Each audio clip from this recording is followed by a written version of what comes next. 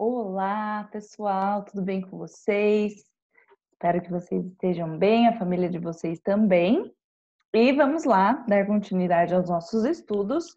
Na verdade, dar continuidade e finalizar nossos estudos, né? Então, hoje nós terminamos o conteúdo da frente 1 da geografia. E aí a gente vai nessa ano que vem, que é mês que vem, teremos revisão.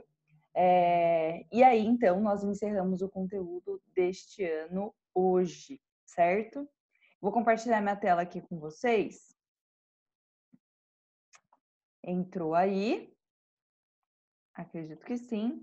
Então, estamos aqui, na verdade, olha só, capítulo 11, regiões e regionalização do espaço brasileiro, parte 2. Por que parte 2? Porque na aula passada, semana passada, nós fizemos a parte 1, né? Nós falamos de modo geral, falamos aí sobre, deixa eu até voltar aqui,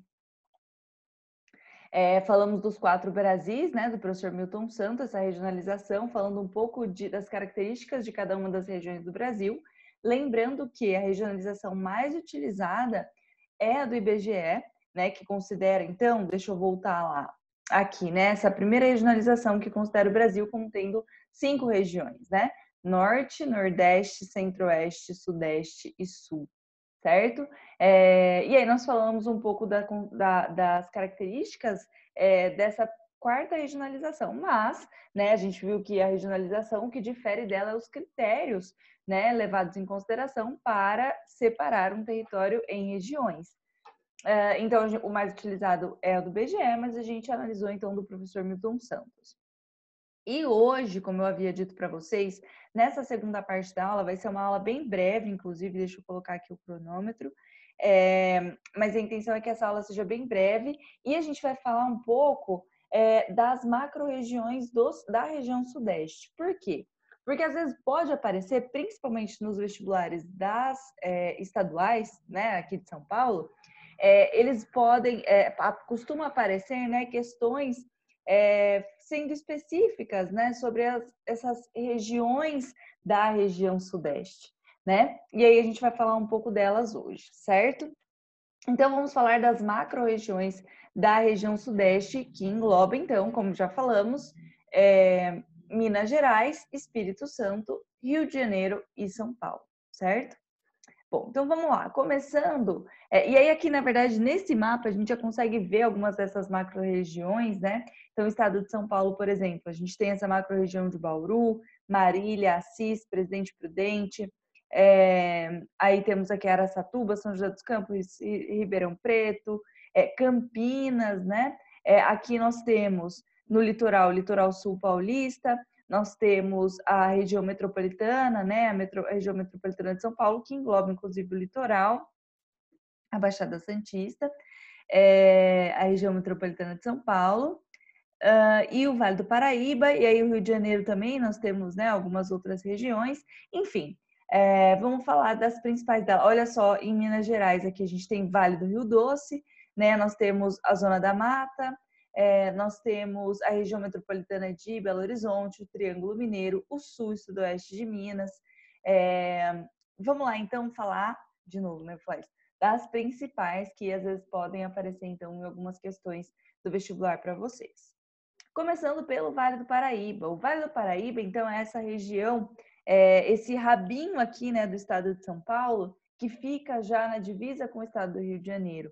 Essa região, então, do Vale do Paraíba, é bastante conhecida também na verdade, aqui é onde a gente encontra a conurbação, né, entre as duas metrópoles brasileiras, aqui, então, é a região metropolitana do Rio de Janeiro e a região metropolitana de São Paulo, estão praticamente conurbadas, né, e aí a gente chama toda essa região de uma megalópole. E aí o Vale do Paraíba está englobado nessa região. É um importante polo tecnológico também, né, científico do país, com universidades e polos tecnológicos, e está nessa grande aí região da megalópole brasileira.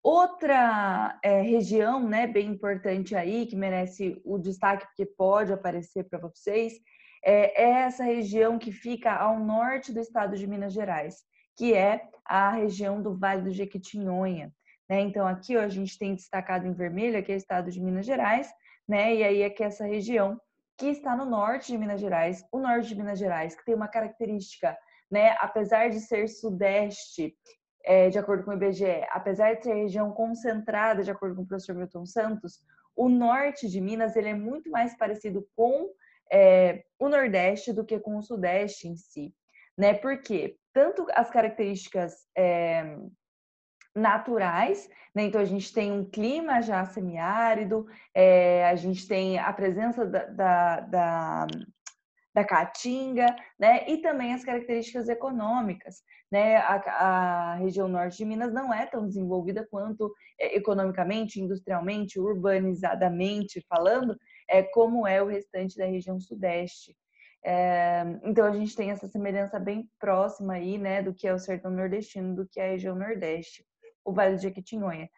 Temos aqui populações tradicionais, né, bem conhecido também o artesanato, já vi questões falarem sobre o artesanato, as artesãs, né, que mexem com barro e argila, né, no Vale do Jequitinhonha, fazem artesanatos, mas também é uma região, então, aí com PIB bem baixo, uma característica, como eu disse, bem semelhante à região nordeste do Brasil, né? Então, aí a localização do Vale do Jequitinhonha.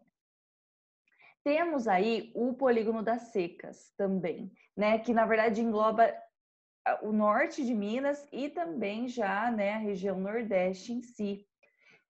Por que o polígono das secas? Desculpa. Por que o polígono das secas tem esse nome? Justamente por ser uma área, né? Então aqui a gente tem o polígono, olha só, esse mapa, né?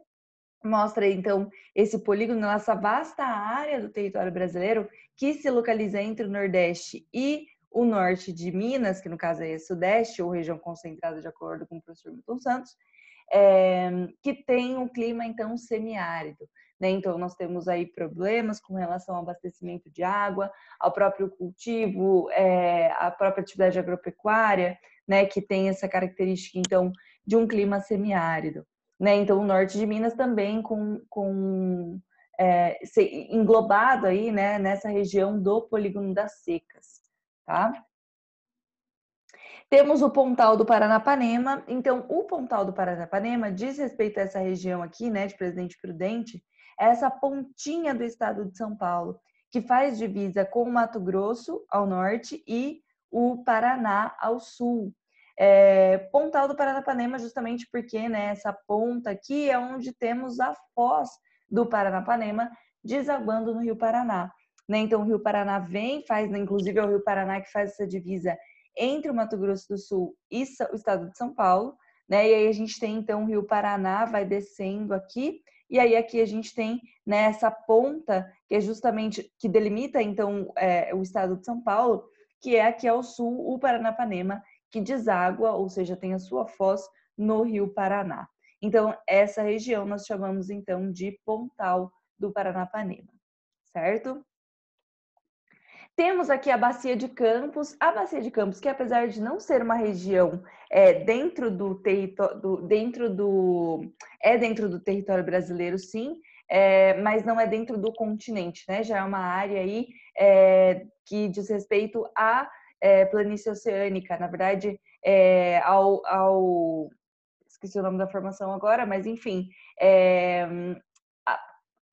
vai vir o nome.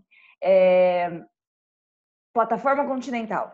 Ah, falei que vinha a plataforma continental, né? Que é então essa região aqui, essa área ainda próxima da costa brasileira, pertence ao território brasileiro, né? Então a gente tem a plataforma litorânea aí, que eu acabei de falar o nome, não era isso, mas enfim, essa região, então, mais um pouco do relevo mais alto, né? Do oceano. Depois nós temos o talude, então uma área bem profunda, de uma escarpa, né, do relevo subterrâneo, e aí a gente entra na planície abissal. A planície...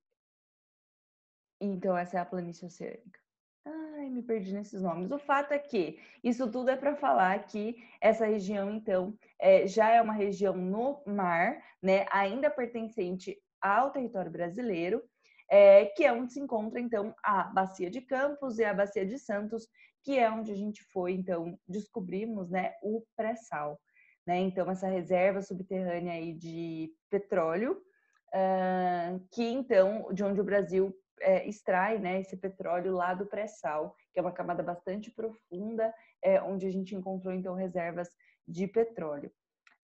E aí essa aqui é a Bacia de Campos que fica entre o litoral do Rio de Janeiro e de Espírito Santo.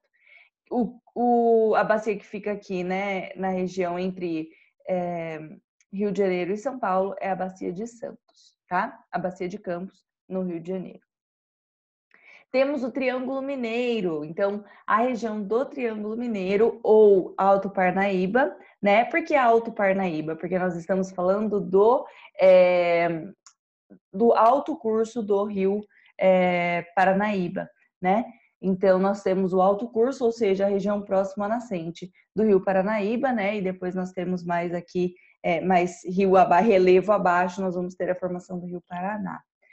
Então, o Triângulo Mineiro é essa região que fica aí entre os 3 estados, né, onde ele faz fronteira, então fica no estado de Minas Gerais, fazendo então aí divisa com Goiás, né, o sul goiano, com o estado do Mato Grosso do Sul e o estado de São Paulo, principalmente aqui, né, região de São José do Rio Preto e Ribeirão Preto, que faz então fronteira. Não estou dizendo que a cidade de Ribeirão Preto e São José do Rio Preto fazem fronteira, né, divisa aí com o Triângulo Mineiro, mas as regiões, estamos falando de macro-regiões, certo? Então, nesse rabinho, né, falei aqui do rabinho do estado de São Paulo, esse rabinho aqui do estado de Minas Gerais, então, se a gente for ver, né, é bem significativo esse rabinho aqui. A gente tem, né, um polígono aqui mais homogêneo, digamos, né, quase beirando aí de longe um quadrilátero, mas aí a gente tem, então, esse rabinho aqui, que é o Triângulo Mineiro, que destaca aí essa forma, esse contorno do estado de Minas Gerais, certo? Temos a região do Vale do Aço, também em Minas Gerais, né? A região do Vale do Aço, então, Vale do Rio Doce, né? Também conhecido como Vale do Aço.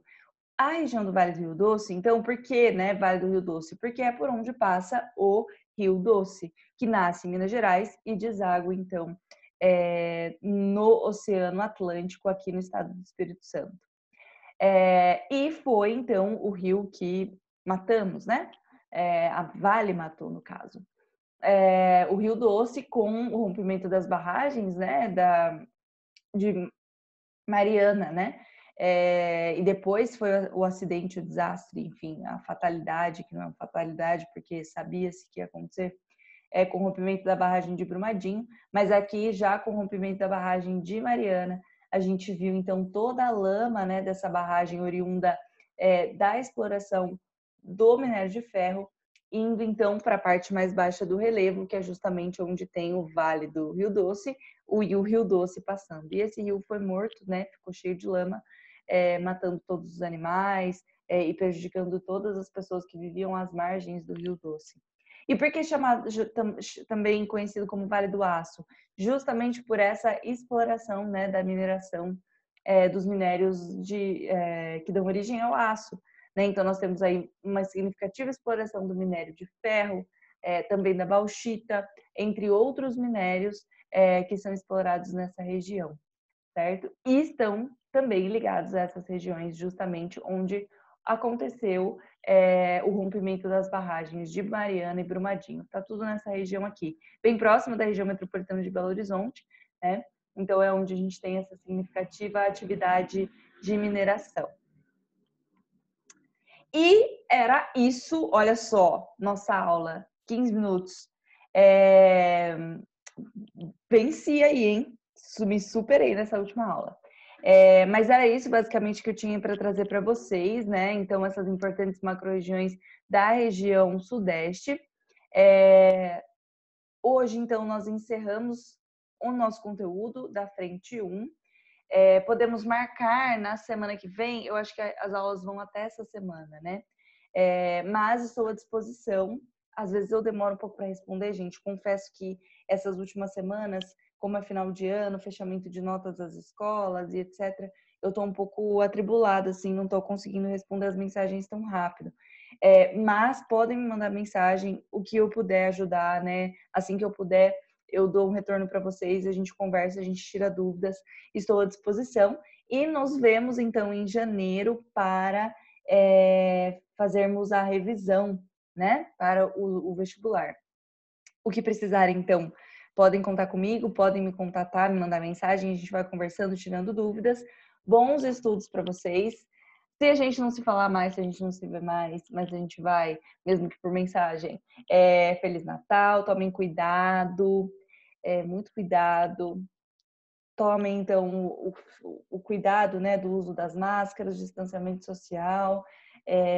Continuamos numa situação delicada, apesar da vacina estar aí chegando, né?